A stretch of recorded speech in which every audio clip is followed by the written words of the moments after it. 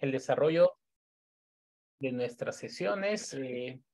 Bien, hoy vamos a hablar del tema de la ejecución de las inversiones, el seguimiento, el monitoreo que se hace a las inversiones, además las diferentes modalidades de ejecución que tenemos en el país, y vamos a hacer un breve análisis, ¿no? Una breve explicación de cómo es que se desarrollan cada una de estas modalidades de ejecución para poder ver cuál podría aplicarse mejor en nuestra entidad, en nuestro territorio, en nuestra zona, ¿no? de proyecto.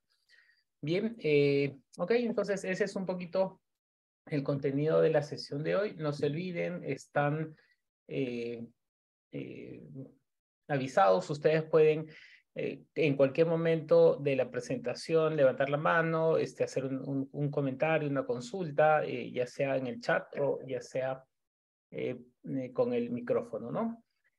Bien, entonces, sin más, iniciamos la sesión de hoy. En la sesión de hoy, vamos a hablar de la fase de ejecución y como sabemos o como ya hemos venido comentando, la fase de ejecución es la la tercera fase de las 4 que existen en el ciclo de inversión, ¿no? En el marco del sistema de inversiones.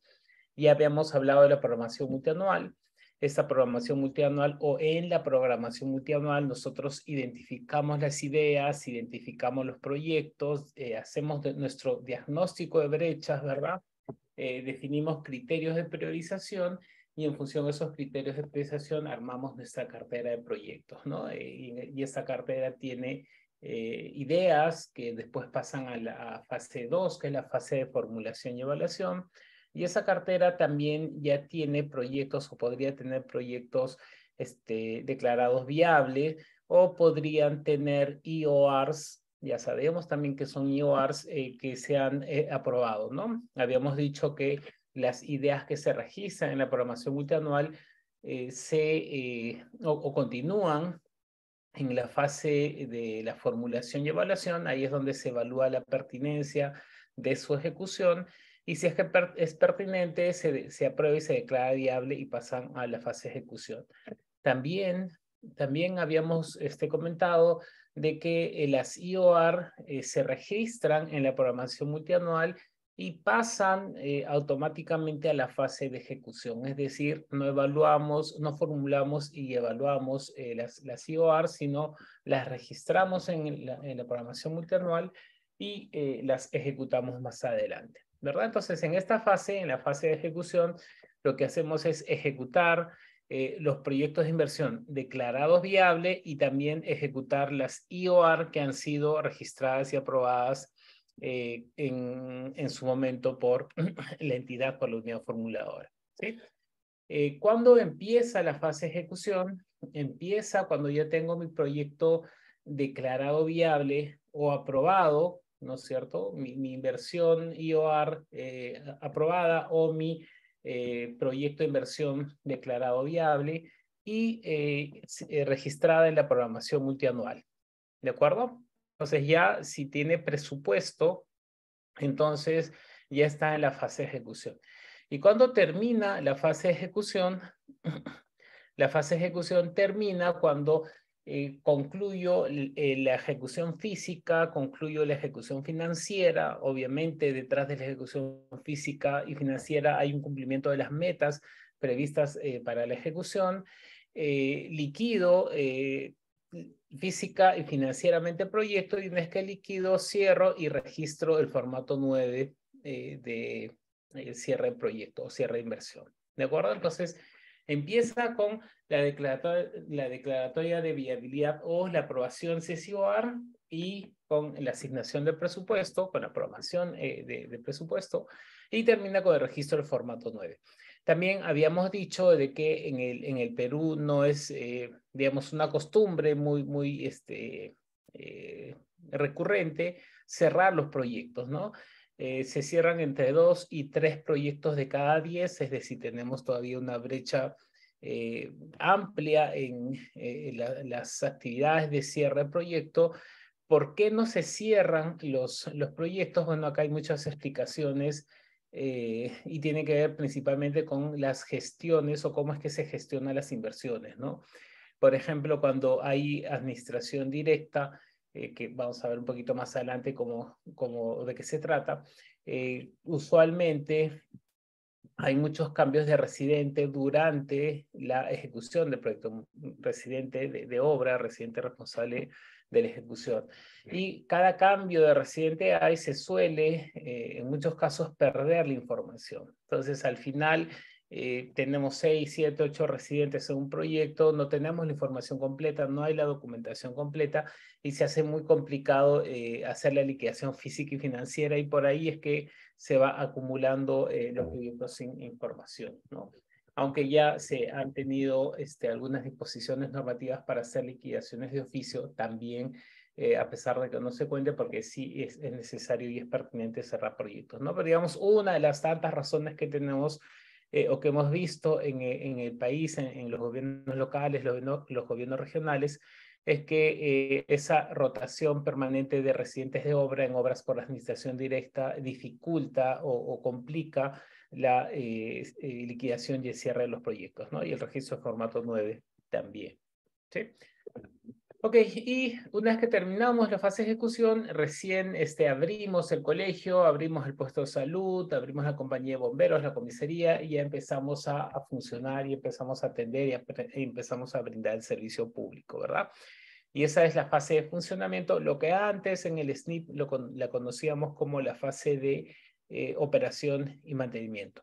También es cierto que en la fase de ejecución, a la mitad de la ejecución, tal vez un poquito más, un poquito menos, en algunas inversiones, en algunos proyectos, se requiere hacer una evaluación intermedia, ¿no? Una evaluación para analizar la eficacia, la eficiencia, la relevancia, la pertinencia, la sostenibilidad, la gestión de riesgos dentro ya de la fase de ejecución, ¿no? Yo tengo un proyecto de 200 millones de soles financiado por el Banco Mundial y con contrapartida nacional. Entonces el banco, dentro de las condiciones de contrato de préstamo, solicita, requiere hacer, por ejemplo, una evaluación intermedia a medio término, capaz cuando esté en 40 o 50% de avance físico, o 40 o 50% del avance en el tiempo, ¿no?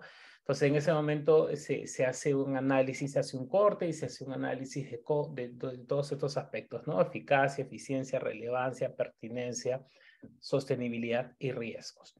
Bien, y claro, eso lo hacemos dentro de la fase de ejecución, pero también al finalizar la ejecución tenemos la evaluación de culminación, ¿no? Que forma parte de la evaluación ex post que se hace en la fase de funcionamiento, y más adelante podemos hacer inclusive una evaluación de impacto, ¿de acuerdo? Pero si hablamos de la fase de ejecución específicamente, así como hemos hecho evaluación ex ante en la fase de formulación y evaluación, en la fase de ejecución se suele hacer en algunos proyectos la evaluación intermedia o evaluación de medio término.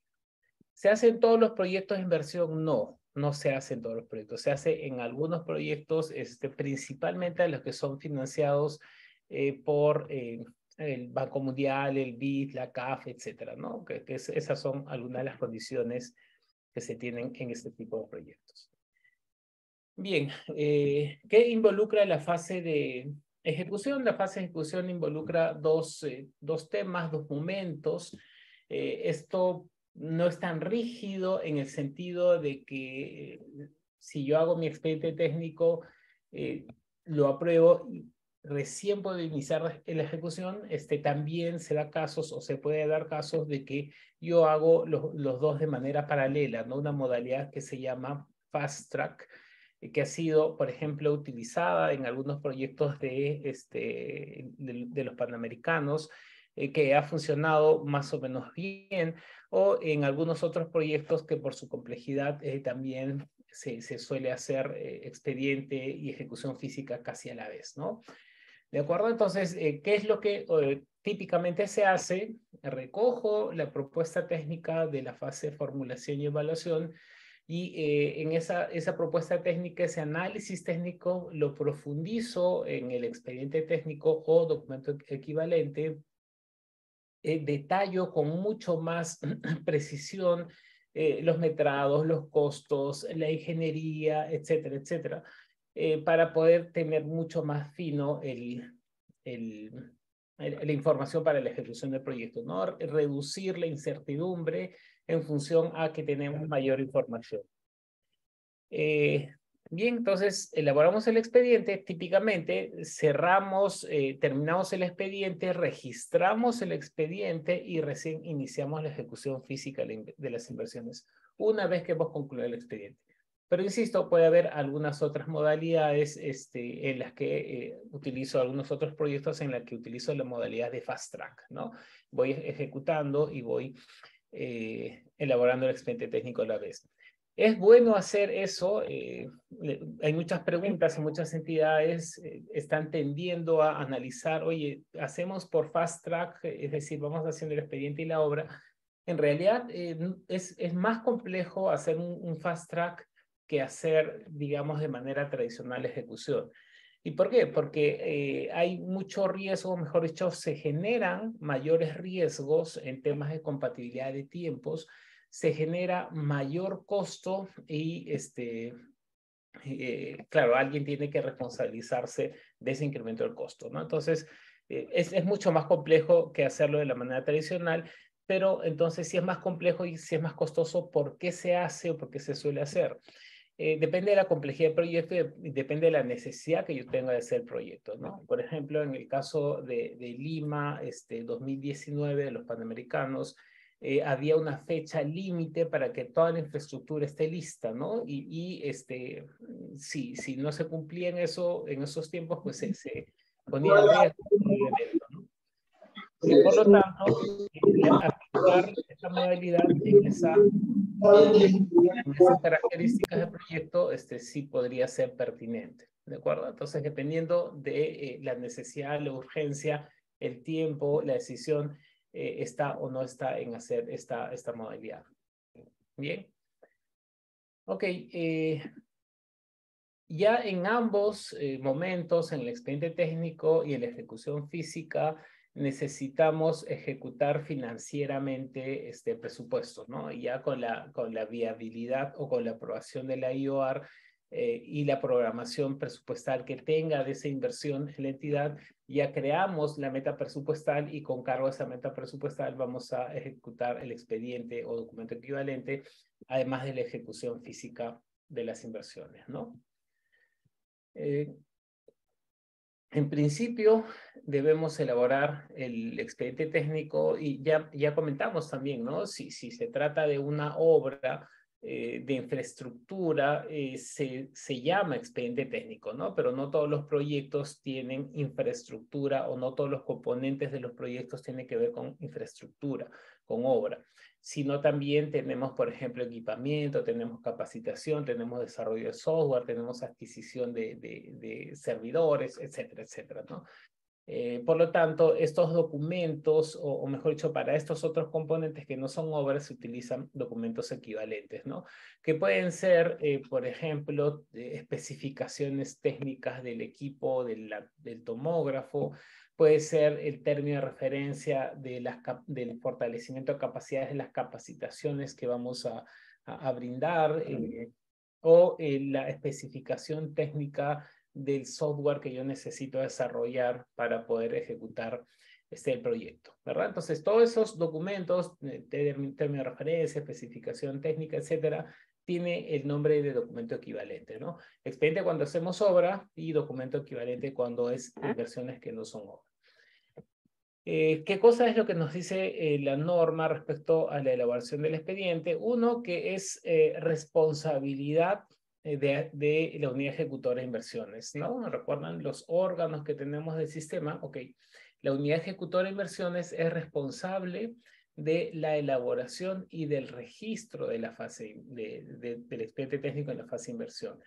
¿Qué significa que sea responsable? Que toda la información que levante, que registre, que desarrolle, que se proponga en el expediente técnico o documento equivalente que tiene declaración, carácter de declaración jurada, es responsabilidad de la unidad ejecutora, ¿no? Entonces el jefe, el responsable de la unidad ejecutora asume esa información como suya, como de la entidad. Por lo tanto, las responsabilidades también se van a asumir con eso, ¿no? También nos dice que la norma también nos dice que el expediente técnico debe enmarcarse en la concepción técnica, ¿no? Que se definió en el estudio de preinversión o en la ficha técnica.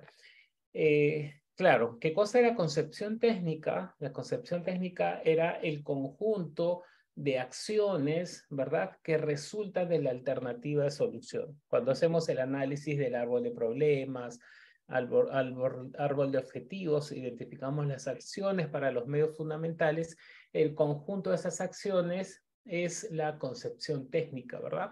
Entonces, si yo dije infraestructura, ¿no es cierto?, construcción de infraestructura, adquisición de equipamiento, capacitación al personal. Entonces, el expediente técnico debe desarrollarse considerando la infraestructura, el equipamiento y la capacitación al personal.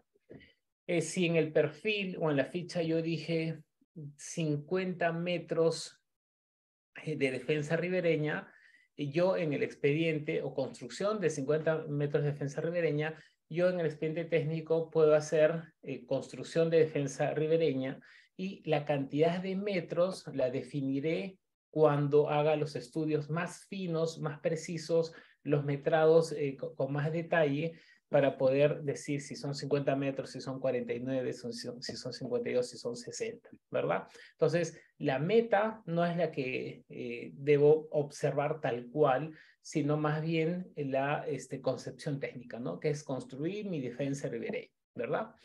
Esto también un poquito ya habíamos comentado en las sesiones anteriores. ¿Qué pasa si es que no me enmarco en la concepción técnica? ¿Qué pasa si es que yo no hago la infraestructura y solo hago el equipamiento, ¿no? O no hago ni la infraestructura ni el equipamiento, o no hago aulas, ¿no? No hago la construcción de aulas, sino dejo las aulas y construyo un estadio en el colegio. Estoy cambiando la concepción técnica, ¿verdad? Si mi objetivo era construir aulas porque los chicos no tienen aulas y por eso el servicio educativo no se brinda de buena manera, y dejo de hacer esa acción por hacer un cambio en el expediente y hago mi estadio o hago mi auditorio o mi gimnasio, lo que sea, dejando de hacer las aulas, entonces estoy cambiando la concepción técnica. Y si cambia la concepción técnica, cambia el objetivo. ¿Sí? Y si cambia el objetivo, lo que nos dice el sistema es que debes cerrar el proyecto. Puedes hacer los cambios que necesites en el marco de la concepción técnica sin cambiar el objetivo del proyecto. ¿Sí? Más adelante vamos a ver un poquito más de esa información. Pero lo cierto acá es que el expediente técnico, documento equivalente que se elabora, debe ser visto o debe ser un reflejo de lo que hemos visto en la anterior etapa.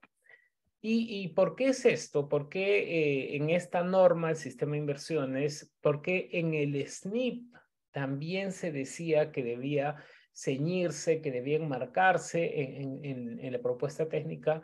Porque al inicio, digamos, cuando recién empezó el sistema de inversión pública, muchos ejecutores, una vez que tenían la meta presupuestal, tenían la plata en la municipalidad para ejecutar el proyecto, no miraban qué es lo que se había analizado en la fase anterior y ejecutaban lo que, digamos, los ejecutores creían o pensaban que debía ejecutarse, ¿no?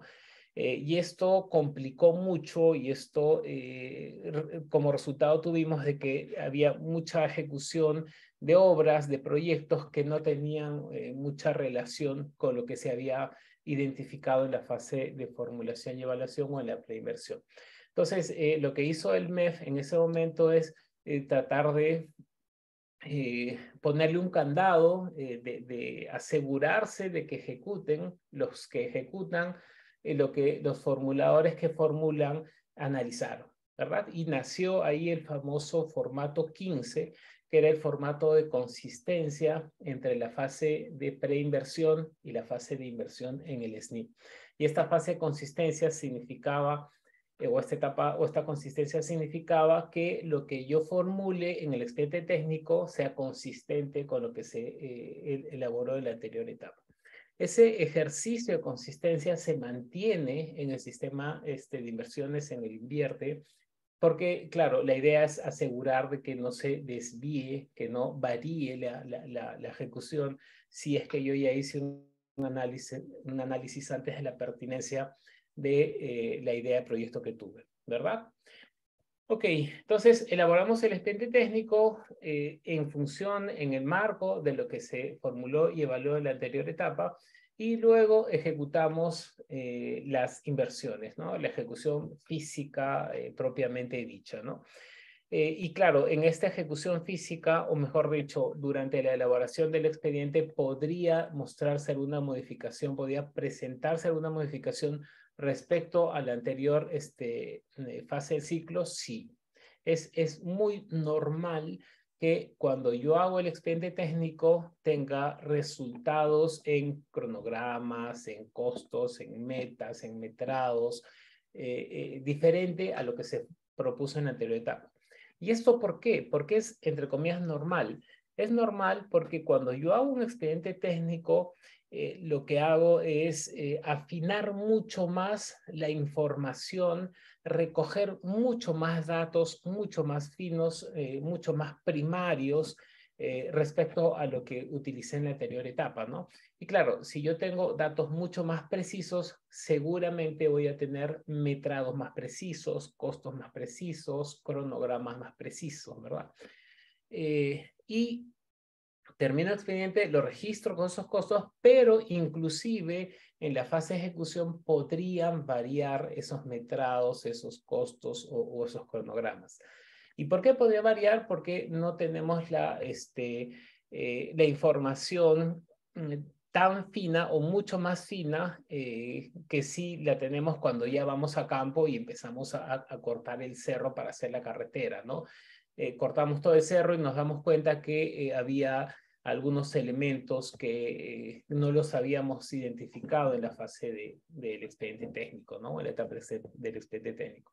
No quiere decir que esté mal, lo que quiere decir es que el nivel de información que se usa en las diferentes etapas es diferente, ¿no? Por lo tanto, la incertidumbre todavía está presente, ¿de acuerdo? Entonces, ¿puede haber modificaciones? Sí. ¿Qué es lo que nos dice el sistema?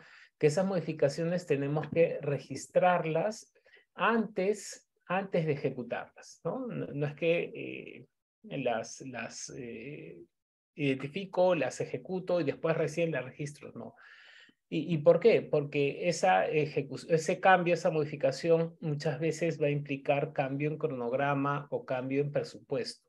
Si yo registro, entonces en el banco de inversiones va a estar registrado el nuevo monto de inversión. Por lo tanto, yo voy a tener el techo presupuestal dentro de mi meta para poder ejecutar ese presupuesto. Si no registro, corro el riesgo de que en algún momento me va a faltar plata para ejecutar el proyecto, ¿sí? Cuando termino la ejecución física, lo que hacemos es la liquidación física, la liquidación financiera y cerramos el proyecto en el banco de inversiones utilizando el registro o el formato 9, ¿no? ¿Qué cosa es la alternativa de solución? Ya habíamos dicho también cuando hemos hablado de la fase de formulación y evaluación, la alternativa de solución, la concepción técnica, perdón, es la alternativa de solución con la que se busca lograr el objetivo central del proyecto, ¿sí? ¿Y qué cosa era la alternativa de solución? La alternativa de solución era el conjunto de las acciones, ¿verdad? Otra vez recordamos el arbolito, el problema, que después se vuelve un objetivo. Tenemos las causas, ¿no? De primer nivel, las causas de segundo nivel. Esas causas se convierten en componentes, ¿verdad? Y para cada componente proponemos acciones. Y el conjunto de esas acciones va a permitir lograr los componentes y a su vez esto va a lograr alcanzar el objetivo del proyecto, ¿sí? Entonces, la concepción técnica es justamente eso, ¿no? Es el conjunto de esas acciones en la alternativa de solución con la que buscamos lograr el objetivo, ¿no? De acuerdo a la evaluación técnica y económica que hicimos en la fase de formulación y evaluación. Claro, si nosotros ejecutamos esa alternativa de solución, seguramente vamos a lograr la meta para cerrar las brechas priorizadas en la programación multianual.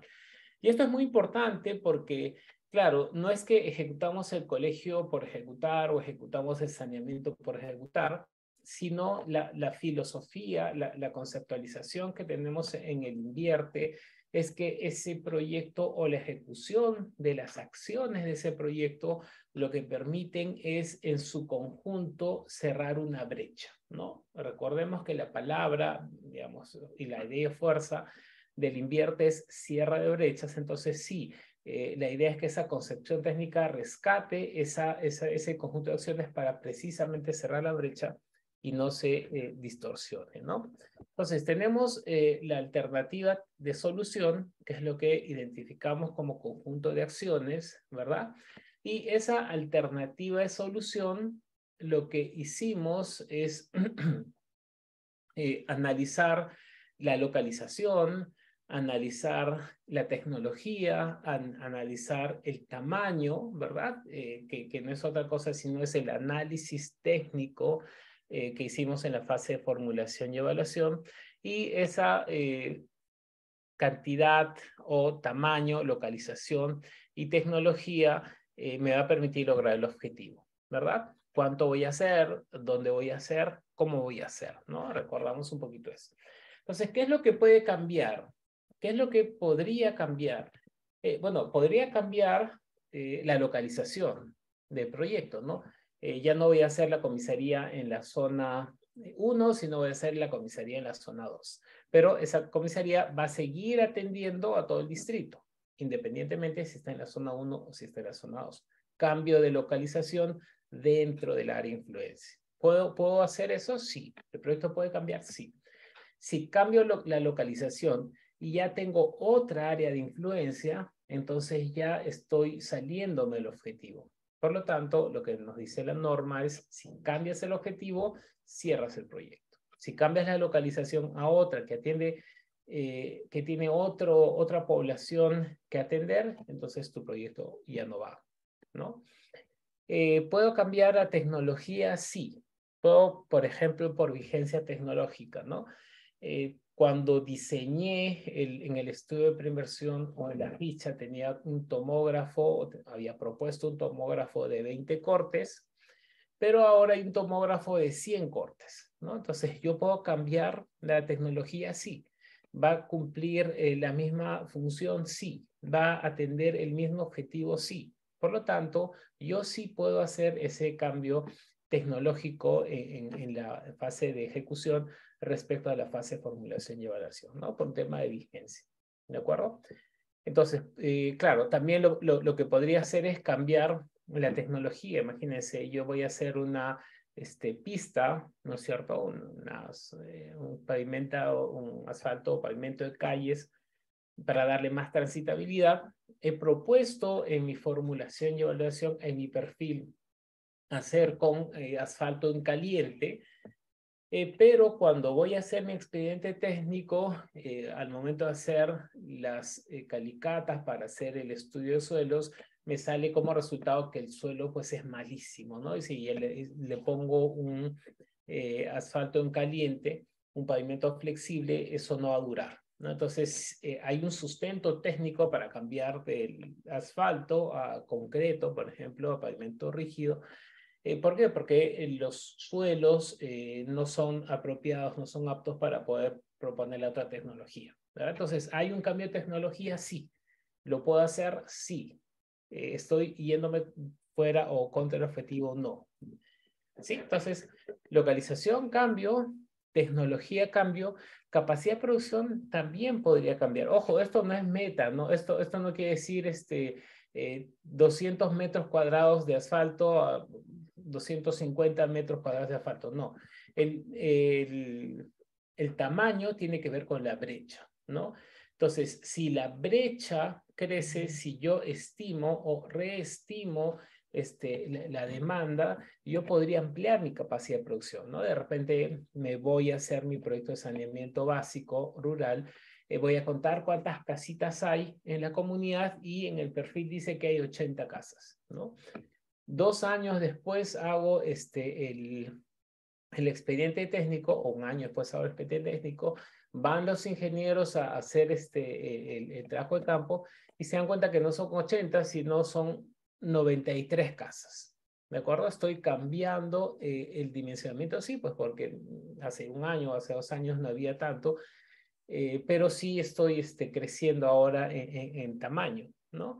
¿Por qué? Porque hay una justificación que la demanda está mayor ahora que lo que era antes. ¿De acuerdo? Entonces, puedo cambiar localización, puedo cambiar tamaño, puedo cambiar tecnología, siempre y cuando no alteremos la concepción técnica. ¿Sí? Y si hay esos cambios, mejor dicho, ¿por qué hay esos cambios? Porque la información que utilizamos es muy diferente en las diferentes etapas, ¿no? Del ciclo de inversiones. Cuando hago programación multianual, seguramente no he hecho estudios de campo, no he hecho mis estudios básicos, no he hecho topografía, no he hecho mi análisis de demanda, no he ido a hacer mis consultas. Entonces, es solamente información secundaria cuando registro la idea. Por lo tanto, el dato que tengo todavía es muy grueso, todavía es muy general, todavía es muy grande, ¿sí? Cuando hago mi estudio de preinversión, cuando hago mi ficha técnica, ya voy a campo, recojo información primaria, tengo información secundaria, puedo acercarme un poquito más a lo que realmente va a pasar. Sin embargo, no necesariamente hago mucha ingeniería. ¿Por qué? Porque la idea en la fase de formulación y evaluación no es hacer ingeniería. La idea en la fase de formulación y evaluación es evaluar la pertinencia de la ejecución del proyecto, ¿sí? Demanda, oferta, brecha, problemática, conceptualización, concepción técnica, alternativa de solución, costo-beneficio, ¿verdad? Entonces, la lógica de la etapa de formulación y evaluación busca encontrar la pertinencia o no de la ejecución de los proyectos, ¿sí? Por lo tanto, la información que usamos no es totalmente primaria para la propuesta técnica. Claro, en algunos documentos técnicos, por ejemplo, en la ficha simplificada, seguramente voy a usar más información secundaria. Por lo tanto, va a haber mayor incertidumbre y mayor riesgo porque la información no es tan fina, no es tan primaria, ¿no? En el perfil utilizo mayormente información primaria. Por lo tanto, en el perfil debería tener menos incertidumbre porque la calidad o la cantidad de información es mayor. ¿De acuerdo?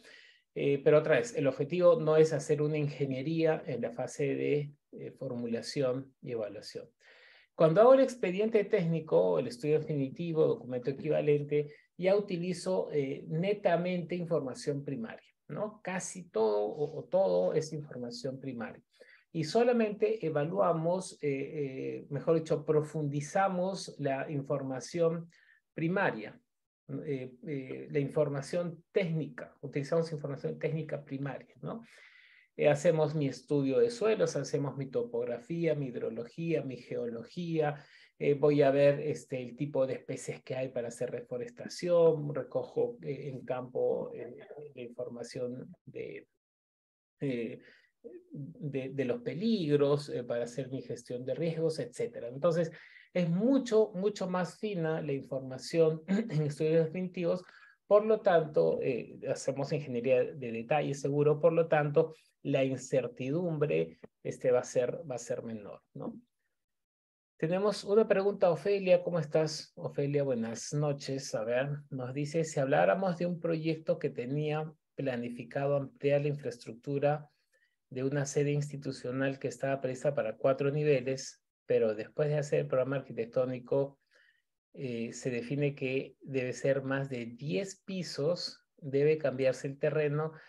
Esa modificación afecta a la concepción técnica. En principio, gracias por la pregunta, Ofelia, en principio, lo que deberíamos primero ver es cómo está planteada la alternativa de solución de este proyecto de la sede institucional. seguramente, no sé cuál el proyecto es, pero me puedo imaginar un poquito, seguramente este proyecto de la sede institucional tenía varios componentes, ¿verdad? Ampliación y mejoramiento de la infraestructura, ¿no? Construcción de la infraestructura, tenía algo de equipamiento y tenía algo de capacitación al personal, ¿no? Me confirma si es así en el chat. Y si es la infraestructura, entonces, claro, hay un problema asociado a que la gente, las personas, los trabajadores, no están cumpliendo, la infraestructura no cumple con los estándares y las normas para poder atender y todos están hacinados y todos están complicados y pues son trabajadores. Ok, si esa es la concepción técnica, ok, si esa es la concepción técnica, entonces la acción es construir o mejorar o ampliar la sede institucional. ¿De acuerdo?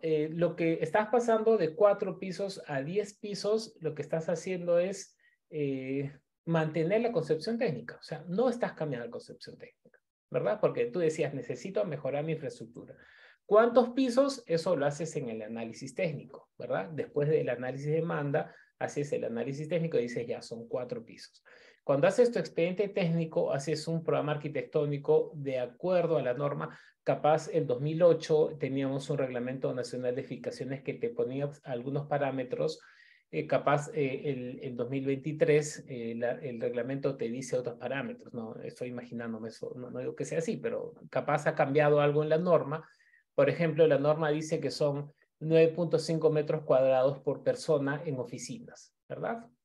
Entonces, de repente, la cantidad de gente, de personas del 2008 te arrojaban ciertos metros cuadrados en tu programa arquitectónico y ahora el 2023 te arroja otro número mucho mayor y subes de 4 a 11. Entonces, lo que yo pensaría con la poca información que tengo es que no cambie la concepción técnica.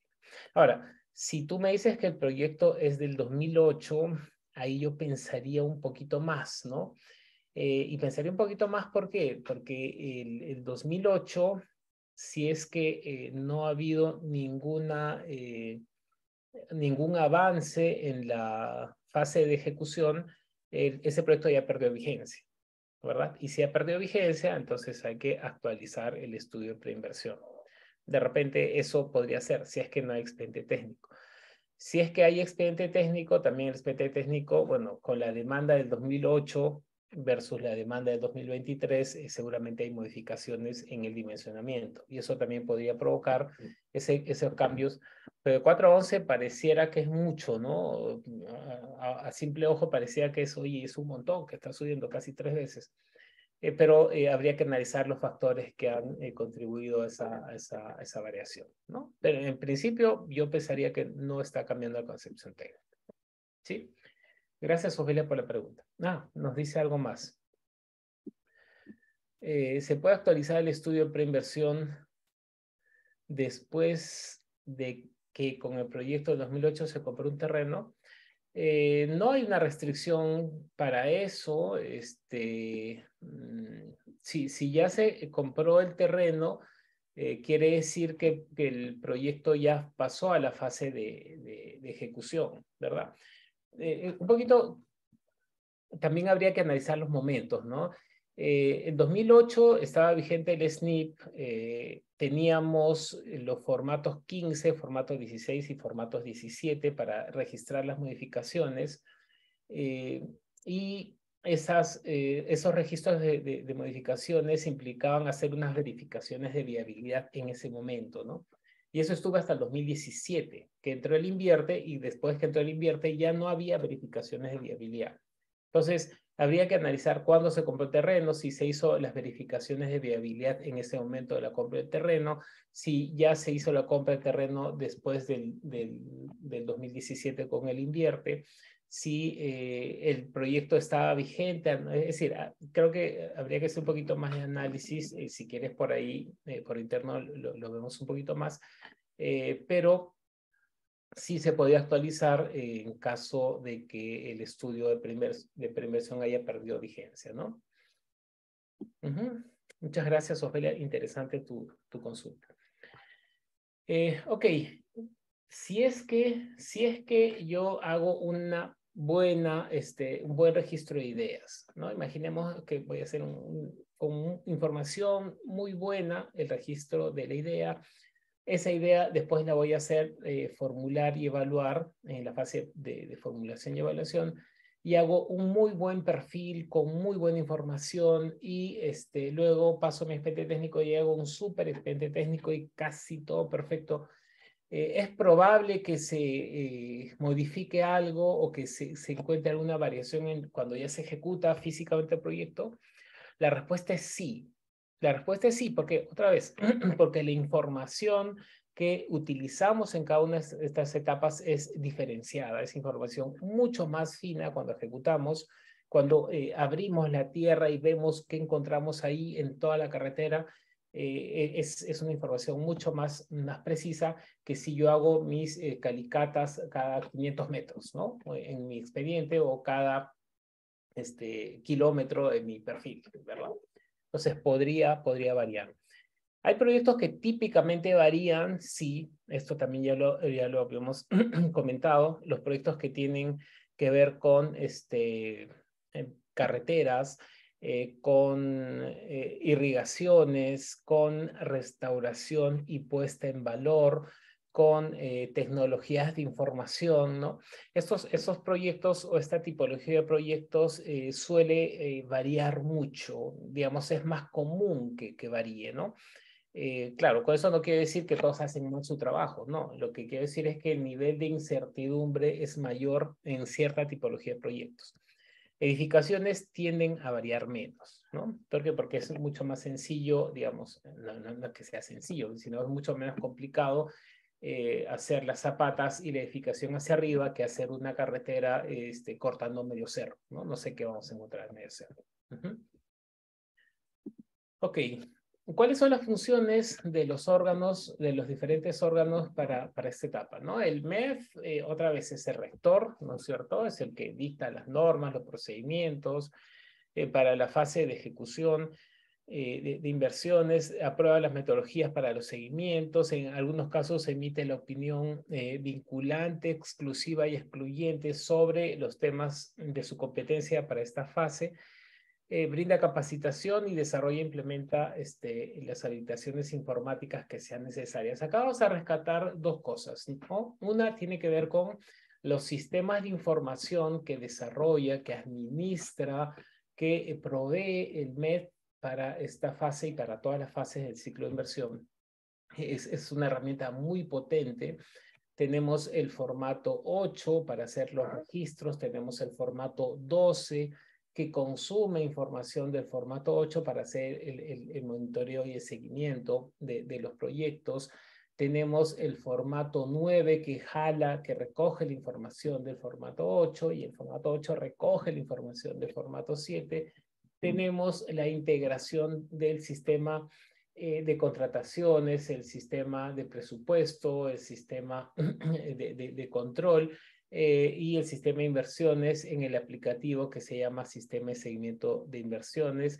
Es decir, el MEF en los últimos años ha desplegado un esfuerzo muy importante respecto a la informatización y automatización de la gestión de las inversiones, ¿no? Entonces, ese soporte es fundamental para poder hacer más transparente la gestión de la inversión pública. Uno, y dos, la capacitación y asistencia técnica que brinda el MEF en la fase de ejecución, bueno, en general en todas las fases del ciclo de inversión, despliega equipos técnicos de alto nivel en muchas regiones. Tenemos a los especialistas de inversión pública, tenemos a los especialistas de asistencia técnica de inversiones, también en algunos gobiernos o en todos los gobiernos regionales, etcétera, ¿no? Entonces, sí hay un impulso muy fuerte en el tema de capacitación y asistencia técnica para poder mejorar la ejecución de la gestión de las inversiones, ¿no? Y también para la fase de formulación y evaluación. Entonces, el MEF dentro de esta etapa, yo destacaría esos dos aportes fundamentales, ¿no? Además del tema de procedimientos, normas, metodologías, tiene o está construyendo o ha avanzado muchísimo en temas de sistemas de información, y además hace ya varios años, capaz 8 o 9 años o un poquito más, viene impulsando las asesorías, las capacitaciones, los acompañamientos a las entidades de los 3 niveles de gobierno, ¿no?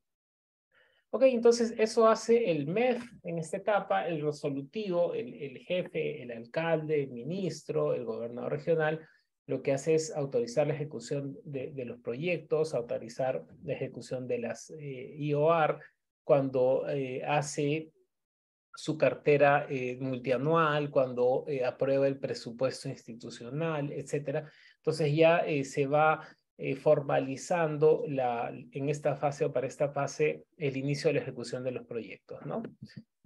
También aprueba los expedientes técnicos, los estudios definitivos, principalmente expedientes técnicos con algún acto resolutivo de acuerdo a cómo está organizada la entidad, ¿no?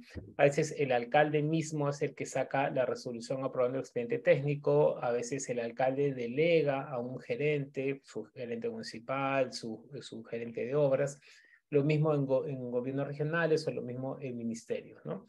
Se suele, mientras, digamos, la entidad, la institución, es más grande, es más compleja, se suele delegar esa facultad de aprobar los estudios definitivos o los expedientes técnicos, ¿no? Y si es más pequeña, se tiende a directamente el resolutivo aprobar o sacar estas resoluciones, ¿no? Pero en fin, eso depende mucho de cómo está organizada la entidad. ¿Cuál es mejor? Bueno, mientras más se agilice el procedimiento, ese es el que debes tomar, ¿no? Si para que llegue al ministro el expediente técnico pasa por 10 vistos buenos y esos 10 vistos buenos me demoran 4 meses, entonces no es muy, digamos, eficiente que el mismo ministro apruebe el expediente técnico, ¿no? Capaz podría delegar a su secretario general, a su OVA, etcétera, ¿no?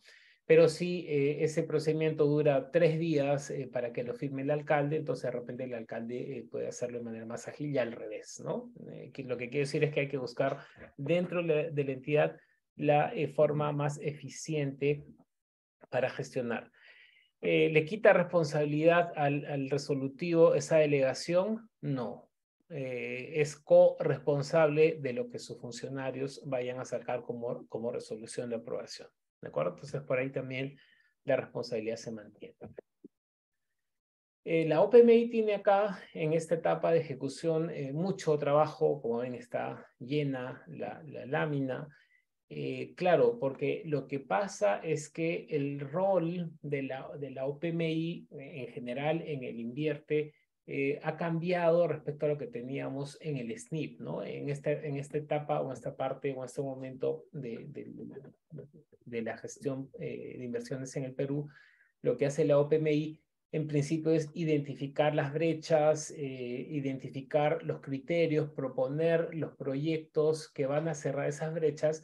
Por lo tanto, cuando ya se empiezan a ejecutar esas inversiones, la OPMI tiene que monitorear si efectivamente se está avanzando en el cumplimiento de las metas previstas en la programación multianual, porque de alguna manera vigila que se vayan cumpliendo el cierre de brechas, ¿no? Entonces, el rol de la OPMI es un rol más de gestor, de seguimiento, de monitoreo, que no es igual a la supervisión de proyectos. O sea, la OPMI no va a ir a la obra y le va a decir, oye, mezclaste mal el cemento o el fierro lo has puesto por acá o tu especificación técnica del tomógrafo está mal. No, eso no hace la OPMI. La OPMI hace o monitorea el avance de las metas físicas y financieras del proyecto y contribuye, apoya en alguna dificultad que podría tener la ejecutora para poder precisamente cumplir metas, ¿no? Capaz falta presupuesto después de la modificación que encontramos, entonces puede coordinar con la oficina de presupuesto, puede gestionar, colaborar, ayudar, brindar capacitación, asesorías, etc. Entonces la idea es que monitoree el avance físico y financiero y para eso utiliza el reporteador del sistema de seguimiento de inversiones, ¿no? ¿Qué más?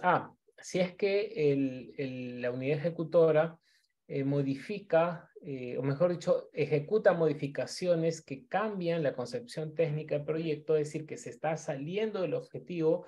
Entonces, lo que hace la OPMI es avisar, informar al órgano resolutivo y al órgano de control interno de la entidad, ¿no? Entonces, claro, lo que hace es vigilar que efectivamente se cierre esa brecha y si hay un desvío del proyecto hacia un objetivo que es diferente, entonces, pues, debiera saber el órgano de control, ¿no? Para que cumpla con sus funciones que correspondan.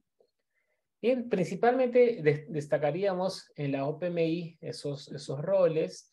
La formuladora, en este caso, no hace mucho, lo que hace es registrar las modificaciones antes de la fase de inversión, siempre y cuando, antes del expediente técnico, perdón, siempre y cuando no se cambie la concepción técnica. ¿Qué más? Evalúa y aprueba la consistencia entre el expediente técnico y el documento equivalente. ¿Cómo es que funciona esto?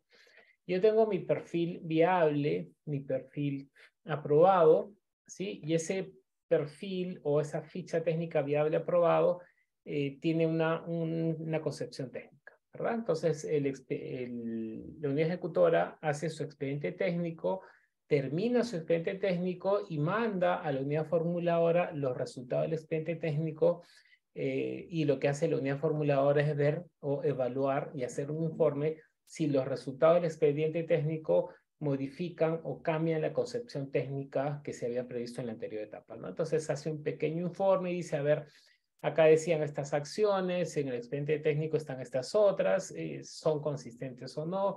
El cronograma era así, el tiempo es así, la unidad ejecutora es esta, etcétera, ¿no? Entonces hace un pequeño informe o hace un informe de consistencia y una vez que se hace el informe de consistencia y es consistente, entonces recién hay luz verde para ejecutar el proyecto, ¿no? A ver, tenemos preguntas, varias preguntas acá. Magali, empezamos con Magali. Perdón. Respecto a la concepción técnica, nos dice Magali, en un proyecto que tiene componente adecuada infraestructura para el servicio, ok, un componente de infraestructura, se planteó la construcción de 4 centros de control y monitoreo en 4 regiones. Ok. Las mismas que dependen de una sede central. Entonces yo entiendo hay una sede central que trabaja en 4 regiones y lo que quieren hacer es hacer ese proyecto de los 4 centros de control en cada una de las regiones. En la etapa de elaboración del expediente se implementó la construcción de un laboratorio en la sede central como un complemento a los centros de control. Esto modificaría la concepción técnica. A ver, otra vez, ¿no? Yo propuse en el componente adecuada infraestructura para el servicio y identifiqué la construcción de cuatro centros, ¿no? Pero lo que no propusimos era la construcción de un laboratorio. Si este laboratorio va a contribuir, va a enlazarse, va a potenciar los servicios que brindan estas 4 sedes, entonces sí correspondería incluir y no cambia la concepción técnica. ¿Por qué? Porque con la infraestructura, incluyendo el laboratorio, se está logrando el objetivo, ¿verdad? ¿Por qué no lo pusimos el laboratorio en la fase de formulación y evaluación? Bueno, es algo que alguien tendrá que preguntarse y responderse, pero lo cierto es que si necesito ese laboratorio para que esas 4 sedes o centros de control se potencien, yo creo que no es modificación de la concepción técnica, ¿no? Por ejemplo, un símil. Yo tengo 5 compañías de bombero en una provincia, o 10 compañías de bombero en una provincia. Y estas compañías de bombero tienen algo en común, que es el centro de emergencia, donde llegan las llamadas y distribuyen a las compañías de bomberos, ¿no? Claro, yo puedo hacer un proyecto para cada una de las 10 compañías, o sea, 10 proyectos, pero también puedo hacer un proyecto para las 10, incluyendo su central telefónica, ¿verdad? Esa central va a potenciar el funcionamiento de las compañías de bomberos. Entonces, más o menos se me viene a la cabeza ese ejemplo y yo creo que no se cambia la concepción técnica Igual, hay que revisar cómo está la concepción técnica en el perfil o en la ficha para poder hacer ese análisis, ¿no? Pero en principio yo pensaría que no. Ofelia nos dice, a ver, una duda tiene. ¿La OPMI debe dar opinión a una modificación en la fase de ejecución antes de aprobarla? Es decir, ¿es necesario que la OPMI opine sobre las modificaciones de plazo presupuestales que se hacen en la obra? No. No es un rol de la OPMI dar opinión favorable a las modificaciones. Cuando teníamos el SNIP, sí. Había una modificación, esa modificación iba a la OPI y la OPI decía, oye, sí, oye, no. Pero ahora con el invierte eso ha cambiado. Lo que ha hecho el invierte es decirle a la unidad ejecutora de inversiones que desde que tú haces el expediente técnico, desde que tú inicias el expediente técnico, tú eres responsable de todas las modificaciones. Por lo tanto, si modificas y no tuviste sustento, va a venir el órgano de control en su momento y te va a decir por qué. Si tú cambias las cosas sin sustento, entonces hay toda una normativa que te va a ir hacia más adelante, ¿no? Claro, lo que pasa en el mundo real es que muchas unidades ejecutoras, digamos, para respaldarse en su decisión de las modificaciones, empieza a consultar a todos, ¿no? Formuladora, se cambió esto, verifica si está bien. OPMI, se modificó esto, verifica si está bien. Ok, la norma no dice que lo hagas así. ¿Sí? Entonces, lo que podría hacer la unidad formuladora es decir, oye, eso no es mi función, no me corresponde, a ti te corresponde porque tú eres responsable. O la unidad formuladora puede decir, mi opinión es tal, pero tú eres el responsable y tú decides, ¿no? O sea, siempre la responsabilidad va a caer o va a recaer en la unidad ejecutora, ya no en la formuladora y ya no en la OPMI. Y qué bueno que lo preguntes, Ofelia, porque esto es algo que es muy recurrente, ¿no? La ejecutora busca que todo el mundo le diga que sí está bien lo que está haciendo, ¿no? Y eso es algo de lo que se quejaban las unidades ejecutoras cuando teníamos el SNIP y fue, entre otras, una de las razones de las modificaciones que se ha tenido en el sistema en el invierte respecto al SNIP, ¿no? En el SNIP era cualquier modificación, yo OPI te la autorizo, ¿no? Ahora no, ahora la respuesta a tu pregunta es un no tajante, un no rotundo, ¿no? Bien, muchas gracias por la pregunta. ¿Qué más? Eso hace la unidad formuladora, entonces evalúa la consistencia. El rol de la unidad formuladora termina cuando hace su análisis de consistencia, ¿no? Entonces le dice, señor, unidad ejecutora, tu proyecto es consistente con tu perfil o con tu ficha, por lo tanto procede a hacer el registro, ¿no? Y la unidad ejecutora registra la parte de la consistencia y con eso ya empieza a ejecutar físicamente el proyecto, ¿no? También es importante precisar que la unidad formuladora puede registrar cambios antes del inicio del expediente técnico, antes del expediente técnico. ¿Y qué cambios podría haber antes del expediente técnico? A ver, yo Municipalidad de Vizcatán del N hago mi perfil, lo apruebo y digo en mi perfil digo la unidad ejecutora voy a ser yo. Yo me pongo como unidad ejecutora, ¿no? La Municipalidad de Vizcatán del N. Pero después hablo con el ministro y el ministro me dice, ya, yo te voy a financiar, pero ¿sabes qué? Yo voy a hacer el proyecto. Entonces hay un cambio de una ejecutora, ¿verdad? Entonces ese cambio de una ejecutora es un registro antes de empezar la ejecución o el expediente técnico, que lo puede hacer, lo hace o lo debe hacer la unidad formuladora, ¿sí? Entonces el formato 8 es un formato donde se registran todas las modificaciones. Este formato 8 tiene 3 secciones, ¿no? La sección A para modificaciones antes del expediente técnico y la unidad formuladora es la dueña. El formato B, que es la consistencia, y el formato C, que es las modificaciones en la fase de ejecución física, ¿no? Que es ejecutora también, ¿sí? Entonces, la formuladora podría participar en la fase de ejecución Uno, en el tema de consistencia y dos, en las modificaciones que se tengan antes de hacer el expediente técnico. ¿Puede haber varias? Sí. ¿De varios tipos? Sí. Y la ejecutora es la dueña de esta fase, dueña entre comillas, porque siempre coordina con la formuladora, siempre coordina con la OPMI, es la que sustenta todas las modificaciones que vaya a haber, ya sea en el expediente o ya sea en la ejecución. Elabora los expedientes técnicos, elabora los expedientes técnicos de la CIOAR, mantiene actualizada, eso nos dice la norma también, la información de la ejecución de las inversiones. Tenemos el formato 8, tenemos el formato 12, por ejemplo. El formato 12 es el formato de seguimiento y este formato tiene que registrarse dentro de los primeros días del mes con información de la ejecución física y financiera, principalmente física, porque la financiera es casi un reporte de propio SIAP. La información física, el avance, las valorizaciones, los problemas que ha habido, las dificultades, algunos riesgos que haya podido tenerse, etcétera, ¿no? Entonces, esa información se registra en el formato 12. De hecho, el llenado del formato 12 es un tema que ha avanzado mucho, pero todavía no todos llenan o no todos registran el formato 12, ¿no? Por lo tanto, sí, ahí tiene que prestar especial atención a la entidad porque la norma me dice que debe registrar el formato 12, ¿no?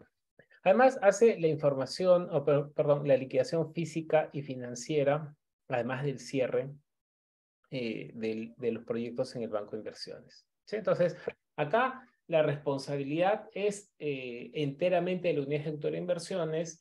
Otra vez, había mucha queja de las unidades ejecutoras en el SNIP porque se tenía que volver y se demoraba y me traban el proyecto, etcétera, ¿no? Entonces, acá es, señor, hacia adelante, tú eres el responsable. Ojo, tú eres el que ejecutas, pero tú eres el responsable de lo que estás ejecutando, ¿no? Y ahí sí, pues, hay que tener muy clara esa responsabilidad. ¿Qué modificaciones registra la UEF y la unidad ejecutora en esta fase? Ya habíamos dicho o adelantado, la unidad formuladora, todas las variaciones antes del expediente técnico, ¿no es cierto? Cambios de localización, ya no va a ser acá, sino en el terreno de allá. Cambios en la capacidad de producción, cambios en la tecnología, cambios en la unidad ejecutora. Cualquier modificación antes del expediente técnico lo hace la unidad formuladora. Después del expediente técnico, después de la aprobación del expediente técnico, todas las modificaciones son responsabilidad de la unidad ejecutora de inversiones, ¿no? Eso ya habíamos dicho. Y esto lo vamos a visualizar en la formatería que se tiene para los registros, ¿no? Solamente recordando, cuando declaro la viabilidad de un proyecto o de una ficha técnica, lo registramos en el formato 7, ¿no es cierto? Llenamos el formato 7 con cierta información, con ciertos campos que nos pide el sistema, el banco de inversiones. Mucha de esa información viaja al formato 8, ¿no? Que es el formato de registro que les digo, y este formato 8 tiene pues estas tres partes, ¿no?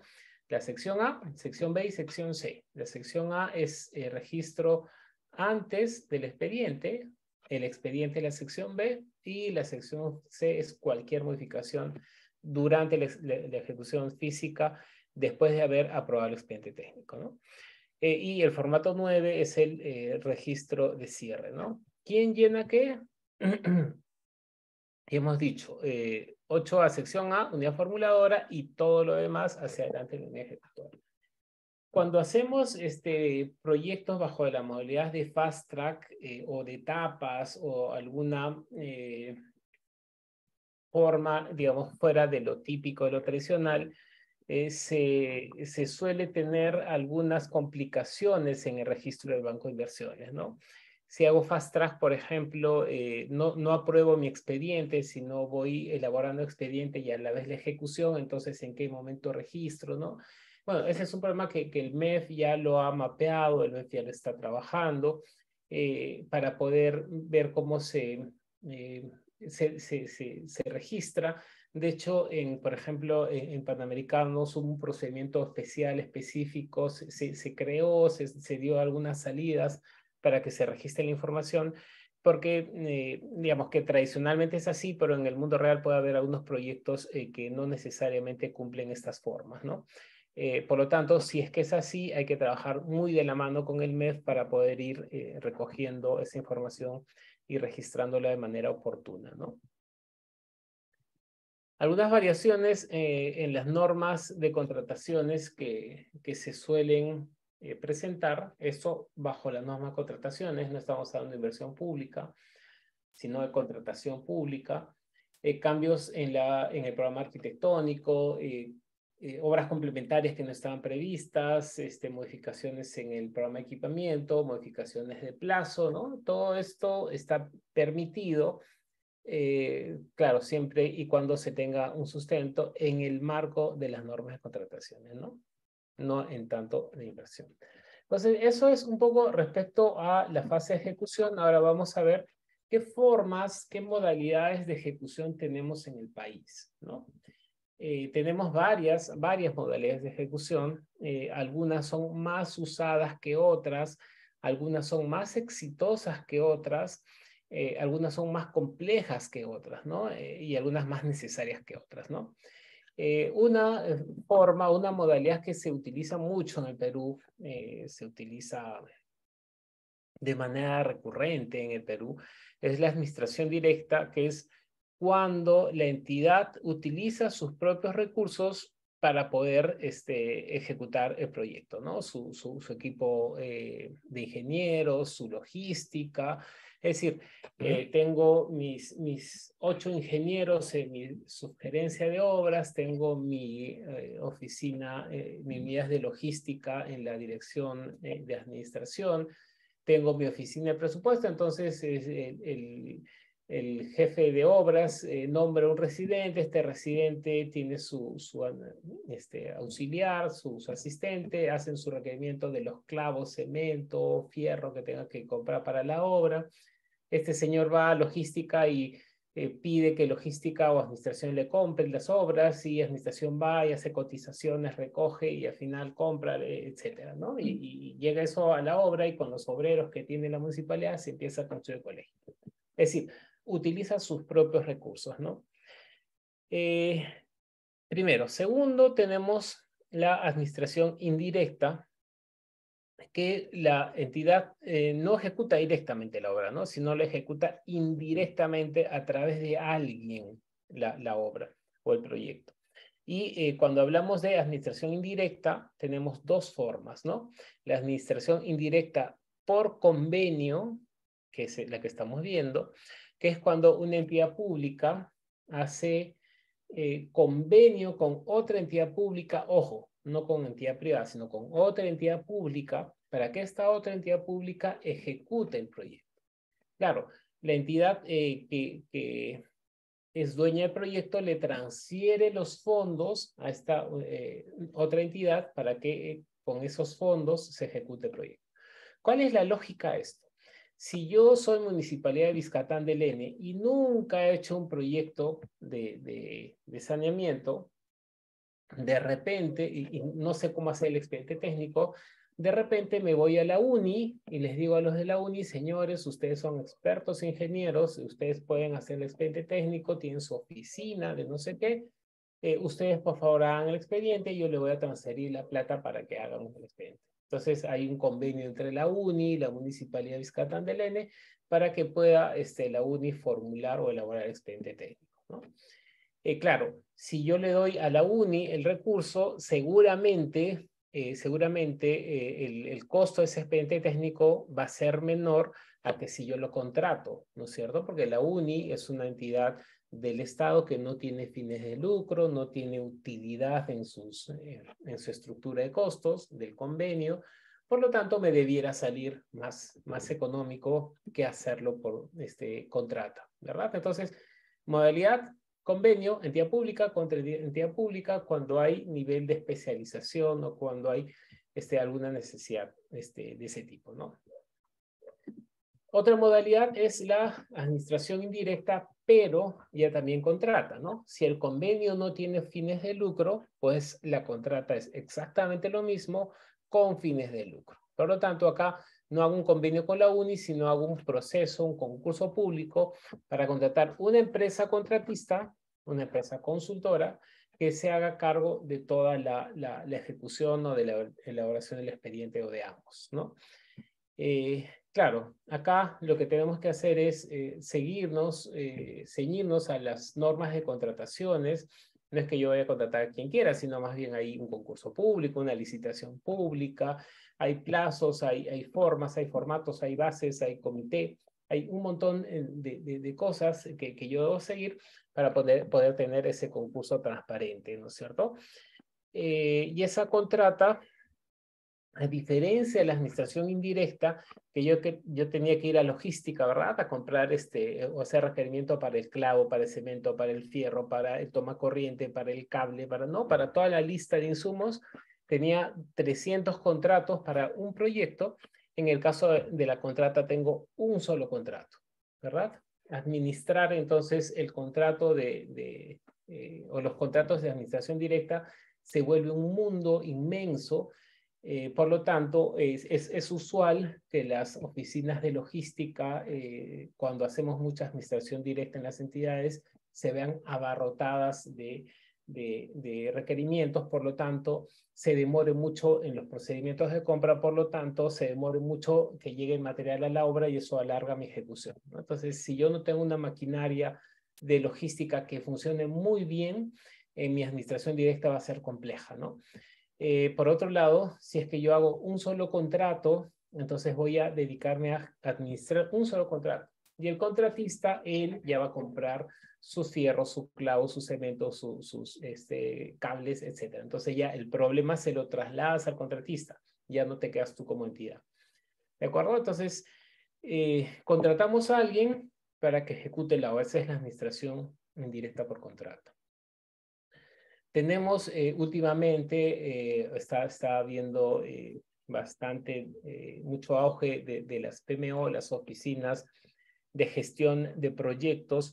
Estas oficinas de gestión de proyectos, inclusive tenemos una normativa que sacó el MEF para poder promover la conformación de estos equipos de gestión de proyectos, un poco recogiendo la experiencia que se tuvo en los Panamericanos, ¿no? Se suele tener en el marco de los proyectos ejecutados de gobierno a gobierno, ¿no?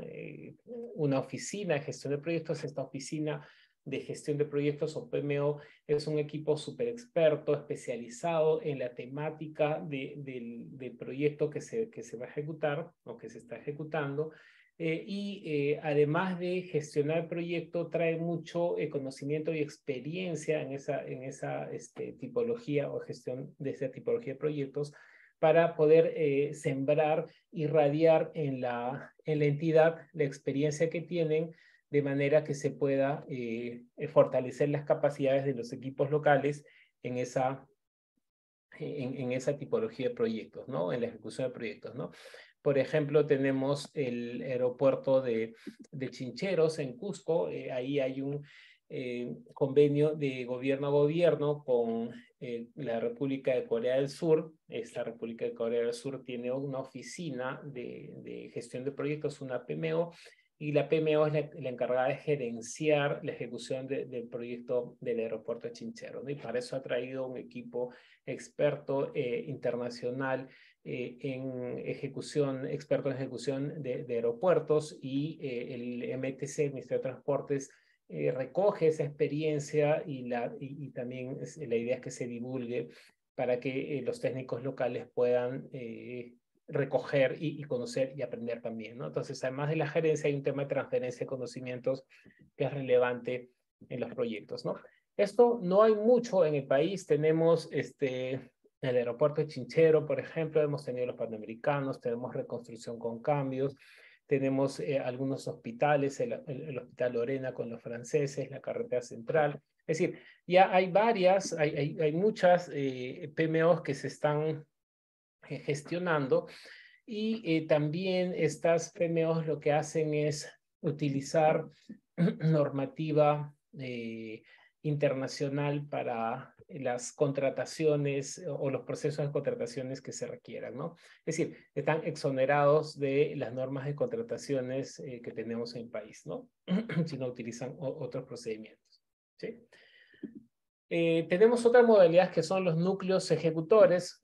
Seguramente ustedes han escuchado hablar de estos núcleos, que es cuando la entidad convoca a un grupo organizado de vecinos, de beneficiarios, que están además legalmente constituidos y transfieren los recursos para que la ejecución del proyecto esté a cargo del núcleo ejecutor, ¿no? Bajo ciertos mecanismos de seguimiento, control, etcétera, ¿no? Entonces ahí la población, entre comillas, la propia población LG que ejecuta, recibiendo para eso la transferencia de la entidad.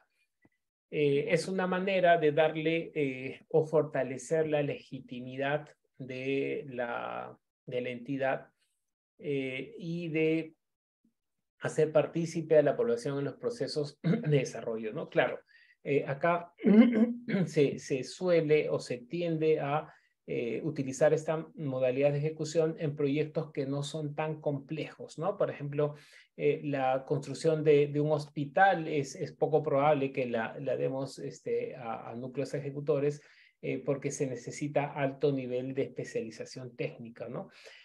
Por lo tanto, es un poco complicado proponer bajo esa modalidad. Lo que sí es, por ejemplo, obras que son más o menos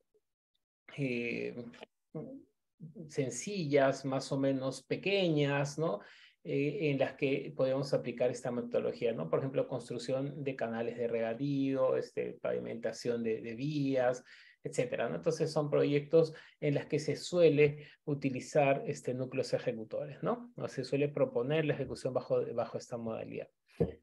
Tenemos otra modalidad que es las obras por impuesto. En este caso, lo que se hace es que la empresa o las empresas, en lugar de ir a pagar a la SUNAT el pago de su impuesto a la renta, lo que hacen es construir un colegio, ¿no? Hacer la obra.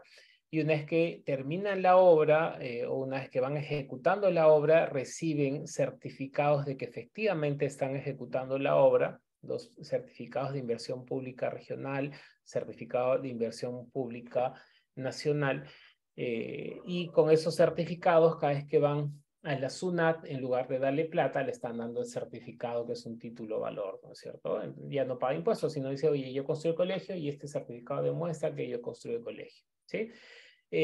No es que la empresa utiliza su plata para ejecutar proyectos, sino lo que hace es adelanta el pago del impuesto a la renta, porque finalmente esa plata siempre entra a las arcas del Estado a través de la SUNAT, y va ejecutando el proyecto. ¿Qué beneficios se tiene acá? Es que la obra llega en temas de tiempo más antes de lo que debería llegar si es que se ejecuta con los recursos del Estado. A ver, solamente para aclarar el ejemplo. Imagínense ustedes que se quieren comprar un departamento, ¿no es cierto? Una casa.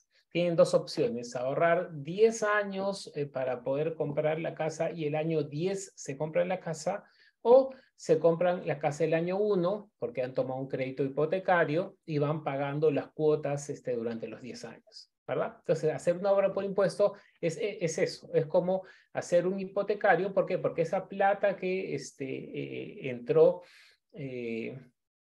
a la obra por impuesto, la entidad, el gobierno regional y el gobierno local lo va a tener que ir pagando, porque el MEF le va a ir descontando el costo del colegio, ¿no? Si el colegio costó 10 millones, entonces el MEF le va a costar 2 hasta cumplir los 10 millones. ¿De qué le va a descontar? De las transferencias que recibe el gobierno local o el gobierno regional. Si yo tengo por canon 50 millones mensuales, entonces, anuales, entonces, contra esos 50 millones, la obra por impuesto, el monto de la obra por impuesto me lo va a ir recortando. ¿De acuerdo? Es una manera muy sencilla la que he explicado, es un poquito más complejo que eso, Pero básicamente es eso, ¿no? El privado adelanta el pago de sus impuestos, hace la obra y en lugar de pagar los impuestos muestra los certificados que efectivamente ha ejecutado. La entidad pública no deja, mejor dicho, el proyecto de inversión no deja de ser un proyecto de inversión pública, ¿no? No es un proyecto de inversión privada, es un proyecto de inversión pública. Por lo tanto, se sujeta a las normas, ¿no? Hay que hacer el perfil, hay que hacer la ficha, hay que hacer el expediente, hay que hacerle los registros en el banco de inversiones, la modificación, la consistencia. La supervisión la hace la entidad pública para ver que cumpla con las normas sectoriales, reglamentos, indicaciones, etcétera, etcétera, ¿no? Entonces, es tal cual una obra pública, solamente que se financia con impuestos adelantados de el privado, ¿no? De la empresa privada. Y finalmente tenemos la modalidad de APPs, ¿no? Que básicamente es una modalidad que tiene mucha participación de proyectos, perdón, de empresas privadas, cuando el proyecto que vamos a ejecutar tiene potencialmente la generación de ingresos que pueda ser atractivo, que pueda ser visto como un negocio rentable por parte de una empresa privada, ¿no? Por ejemplo, si yo voy a construir una carretera en la que pasan 10.000 carros por día, pues es absolutamente importante el peaje que van a pagar esos 10.000 carros.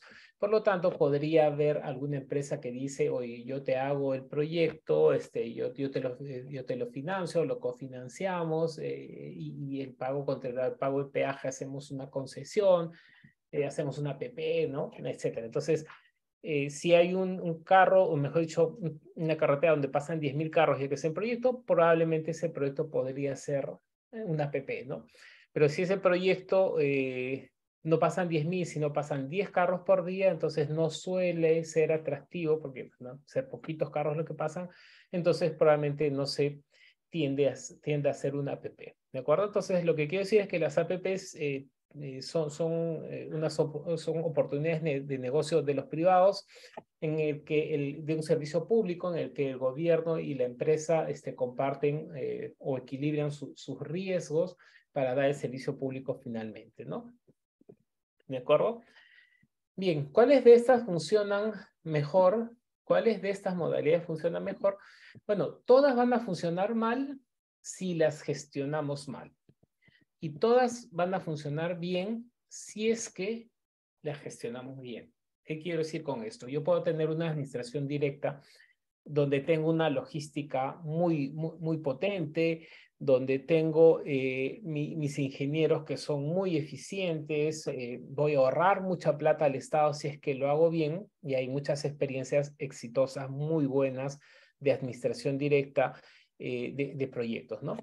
Pero también podría funcionar muy mal, ¿no? Por ejemplo, si yo voy a hacer por administración directa mi carretera y para mi carretera necesito 20 obreros y viene mi alcalde y me dice, ya pon estos 10 obreros más, pero alcalde, solamente con 20 es suficiente. No, pon los 10 porque son los que han estado en la campaña, así que tienes que ponerlos, ¿no? O la logística que tenía que comprarme el cemento para mi colegio llega 2 meses después el cemento y mientras tanto esos 2 meses mis obreros están sin hacer nada porque no tengo cemento para ejecutar la obra, ¿no? Entonces puede haber 1000 razones por las que no funcionan bien, ¿no? Entonces hay experiencias buenas, hay experiencias malas en administración directa.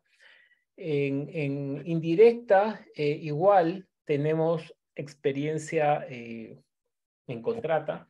Tenemos muchas experiencias buenas, muchísimas experiencias buenas de proyectos que se contratan bien, que se hacen buena supervisión, que culminan en el tiempo, que no hay muchas modificaciones, muchos adicionales, pero también tenemos muchas administraciones indirectas, muchas contratas que son realmente pésimas, ¿no?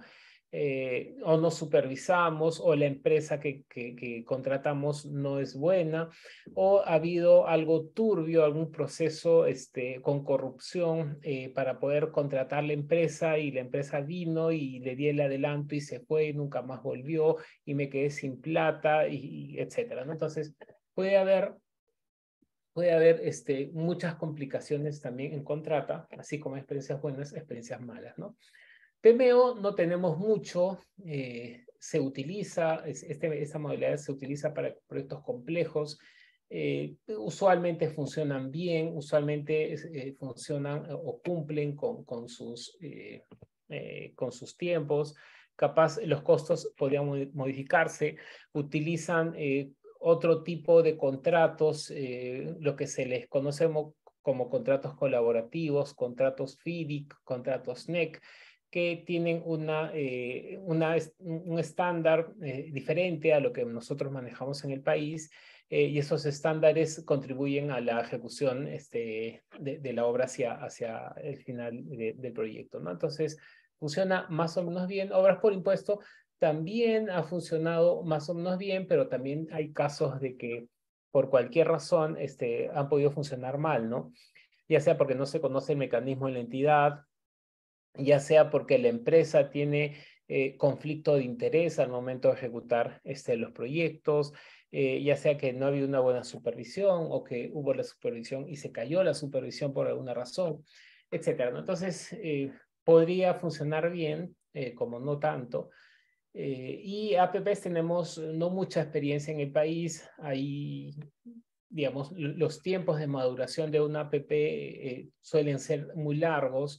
Eso desmotiva, desincentiva las iniciativas privadas, y bueno, el contexto político también es un poquito complejo, ¿no? Para poder darle estabilidad jurídica, porque los contratos de APP suelen ser contratos de por lo menos 20 o mínimo 20 años y proyectos que tienen montos de inversión altísimos, ¿no?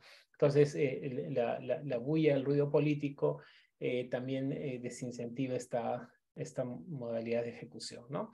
Y los núcleos ejecutores, bueno, son para proyectos pequeños y también tienen algunos problemas, así como algunos pros en su ejecución. En resumen, ¿cuál funciona mejor? Otra vez, cualquiera. ¿Cuál funciona peor? Cualquiera, ¿no? Depende mucho de cómo gestionamos nosotros cualquiera de estas modalidades de ejecución. ¿Cuál es la tendencia en el país? Bueno, yo pensaría que administración indirecta contrata es casi 45, 46, 47% tal vez de proyectos. Administración directa, más o menos lo mismo, ¿no? Casi se reparte la torta entre directa y contrata. Y las otras modalidades se reparten ese 3 o 5% que sobra, ¿no? Y también es importante precisar de que algunas zonas del país tienden a ejecutar alguna modalidad de manera diferenciada, ¿no? Por ejemplo, la Sierra y Sur, estamos hablando de Puno, Madre de Dios, Cusco, Moquegua, Tacna, Arequipa. La tendencia es un poquito más a ejecutar por administración directa, ¿no? Tal vez algunos departamentos de la Sierra también usan esta modalidad de manera predominante, ¿no? Y de repente en la costa, capaz un poquito más en la costa norte, se utiliza más la contrata, ¿no? ¿Y eso por qué? Porque los mercados de constructores también, o mejor dicho, la evolución, el estadio, el desarrollo de los mercados de constructores también es diferente en los diferentes territorios, ¿no? En algunas zonas se ha desarrollado más, tú lanzas un proceso y hay 10 empresas que se presentan a la construcción del colegio, y en otras regiones lanzas y hay una o dos empresas porque todavía el mercado de constructores no se ha desarrollado, ¿no? Entonces, depende mucho de esos factores. También depende para escoger, depende de la complejidad del proyecto que vas a hacer, ¿no? Si es un proyecto complejo, entonces no conviene, no es tan eficiente hacerlo por administración directa, ¿no? Si es un proyecto más o menos sencillo, que no implica tanta complejidad, probablemente administración directa o núcleo ejecutor sea un mecanismo que pueda funcionar, ¿de acuerdo? Entonces, depende mucho de las características de tu proyecto para que tú puedas emplear alguna de los procedimientos que se han explicado, ¿no? Bien. Acá los pros y los contras, ¿no? En administración directa, por ejemplo, a veces se suele tener más carga laboral que la que pueden soportar. Le doy al ingeniero 3 residencias de 3 proyectos, ¿no? O le digo que haga 5 expedientes, no hacemos buen monitoreo, no hay mucha coordinación entre áreas, entre logística, presupuesto, la unidad ejecutora, no se le da el recurso que se necesita para ejecutar, ¿no? De repente el proyecto cuesta 10 millones, pero presupuesto le asigna 100.000 o 200.000, esto es muy común, entonces no va a funcionar. Y en administración indirecta, ya habíamos hablado de que debe haber transparencia, supervisión muy buena, debe adecuarse el costo que se necesita y cobrar las penalidades que correspondan, ¿no? Para esto se tiene planes de trabajo, términos de referencia, se propone equipos multidisciplinarios. Para la ejecución, o mejor dicho, para el estudio definitivo, igual tenemos los mismos problemas, ¿no? La carga laboral, el monitoreo, la asignación de recursos en administración directa, y en indirecta tenemos la transparencia, supervisión, lo mismo que estamos diciendo, ¿no? Luego, para la ejecución física, también algunos problemas en algunas partes o algunas modalidades, ¿no? En administración directa se suele dar presupuesto que no está de acuerdo a la programación. Lo que le decía, el proyecto cuesta 10 millones y le doy 100.000 soles. No suele haber buena supervisión, hay mucho clientelismo, se suele tener clientelismo político, ¿no? Aquellos proyectos que necesitan 10 obreros, les pongo 30, ¿no es cierto? Y mi sistema de compras, si es que no está bien afinado, entonces voy a tener problemas en la ejecución, ¿no? Y cuando yo hago por contrata, igual otra vez el tema de transparencia, no sabemos o no necesariamente administramos bien los contratos, la supervisión, las penalidades y los procesos de selección hay que seguirlos, ¿no? Y la participación del Sistema Nacional de Control, los proyectos de inversión pública deben ejecutarse con control concurrente de acuerdo a las últimas modificaciones normativas. Es decir, si yo estoy ejecutando un proyecto, debo asignarle un recurso, transferir el recurso al órgano de control para que asigne un equipo para que me haga control concurrente durante la ejecución. Entonces, el control concurrente ya es una realidad en los proyectos por administración indirecta, ¿no? Que se debía ejecutar. Y para la operación y mantenimiento, en la fase de funcionamiento no operamos, no mantenemos o casi nada, no asignamos recursos y no hacemos evaluación ex post, ¿no? Entonces, estas reflexiones nos permiten ver qué es lo que podríamos mejorar durante la ejecución del proyecto, ¿no? Entonces, es una agenda pendiente todavía. ¿Qué cosa es lo bueno en cada una de las modalidades? A favor, en administración directa, es que puede salir más barato el proyecto, puede haber un control directo en la ejecución, no hay un riesgo financiero que se van a llevar la plata, se van a llevar el adelanto, no existe eso. Puedo generar mano de obra, movimiento de la mano de obra local y podemos promover la economía local también, ¿no? Si lo hago por administración directa. En contra, que a veces la obra empieza y no termina nunca, ¿no? O termina no sé cuándo.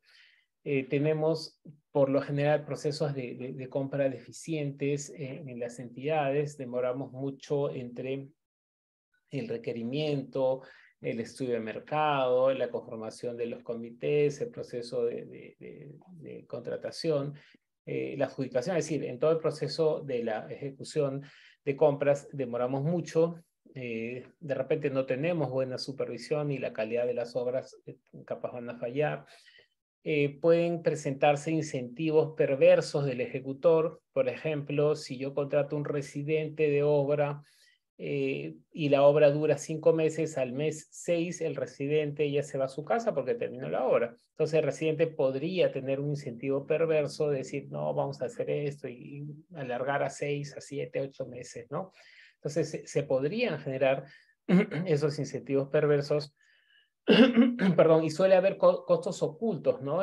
Voy a hacer la carretera por administración directa, llevo mi tractor, mi motoniveladora, llevo mi rodillo, y digo, pues, es gratis, pues, ¿no? El rodillo no me cuesta porque lo tengo ahí, la motoniveladora tampoco, pero lo que pasa es que voy comiéndome todos los repuestos, todas las piezas de la máquina se van desgastando y llega un momento, si es que yo no repongo esas piezas, que mi máquina se va a convertir en chatarra, ¿no? Entonces, ese costo oculto, por ejemplo, de maquinaria, es algo que no vemos cuando hacemos administración directa o no solemos ver, ¿no? En administración indirecta, en contrata, tenemos a favor los plazos definidos. No cumples, te cobro penalidad, te superviso, ya tengo el recurso disponible. Yo no puedo contratar la ejecución de un colegio si es que no aseguro tener la plata para todo el colegio, ¿no? Entonces ya tengo la seguridad de tener toda esa plata y podría en proyectos complejos utilizar la especialización de las empresas, ¿no? Si pongo en términos de referencia que necesito un ingeniero que tenga estas características o un equipo técnico de estas otras, entonces ya esa especialización la puedo exigir cuando hago una contrata, ¿no? Y en contra, ¿qué es lo que puede hacer? Es que no necesariamente tenemos mercados desarrollados de contratistas, puede haber malas prácticas, puede haber corrupción al momento de los procesos de selección y esa corrupción, si es que la tengo, de todas maneras te va a pegar en la calidad del proyecto. Puedo tener procesos largos en las contrataciones, digamos una licitación pública, un concurso público, en condiciones, digamos, razonables, por lo menos me demoro 3 a 4 meses, ¿no? Que eso se puede extender mucho si es que me impugnan, si es que se declara desierto, si es que hay alguna complicación en el proceso de selección y se puede alargar, ¿no? Y se suele también, en algunos casos, acudir a arbitrajes, ¿no? A esta confrontación que hay entre el ejecutor contratista y la entidad respecto a algunas controversias que pueden encontrarse en la ejecución de los proyectos, ¿no? Entonces, sí, hay cosas a favor, como ven, en todo, y hay cosas en contra también en algunos casos en los proyectos, ¿no? Insisto, siempre vamos a tener buenos resultados cuando gestionamos bien, y para gestionar bien tenemos que echar mano a lo mejor que podamos echar mano respecto al recurso humano para nuestros proyectos, ¿no? Por lo tanto, la recomendación que siempre se le da a las autoridades, a los equipos técnicos, a los decisores de política, es que si yo quiero que me vaya bien, trates de tener al mejor equipo, que el equipo es el que te va a mover toda la obra como debería ser, ¿no? Transparente, honesto, que conozca, especializado, etcétera, etcétera. Bien. Preguntas, comentarios.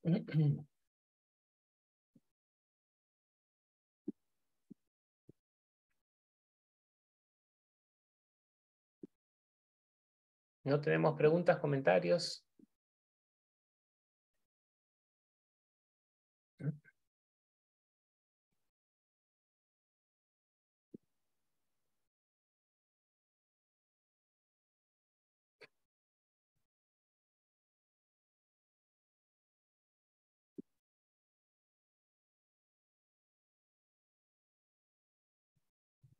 De acuerdo. Entonces, eso es la fase de ejecución y seguimiento y modalidades de ejecución de las inversiones en el ciclo de inversiones. Con eso estaríamos, en todo caso, si es que no hay preguntas o comentarios, estaríamos cerrando la sesión 5, que es la ejecución de inversiones en el marco del Invierte, ¿no?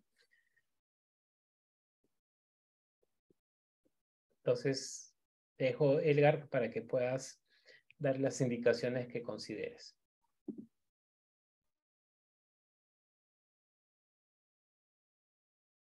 Muchas gracias, economista Nino. Bueno, al parecer ya no tenemos consultas. Entonces, para informarle a los participantes, que nos estaremos encontrando el día lunes, ya con la clase 6 y última. El día lunes finalizamos con este curso gratuito. También informarle a todos los participantes que si desean la certificación, les voy a estar compartiendo mediante el grupo de WhatsApp que tenemos los costos. El certificado está avalado por el Colegio de Ingenieros, y también mencionarles que tiene una duración de 40 horas académicas. Bueno, muchas gracias y nos vemos el día lunes a las 7 de la noche a la misma hora, y también ya el lunes finalizamos. Muchas gracias, economista, y muchas gracias a todos. Muchas gracias a todos. Buenas noches.